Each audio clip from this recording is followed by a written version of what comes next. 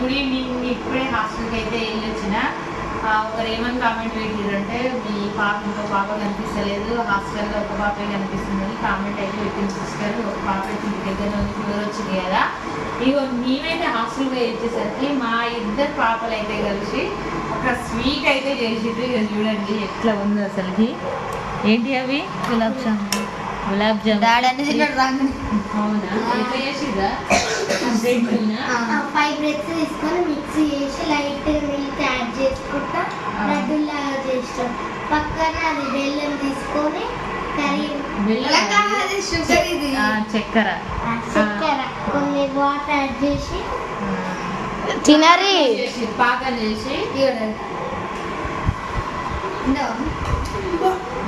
ఒకటి పెట్టిన ఎక్కువ తినేది స్వీట్.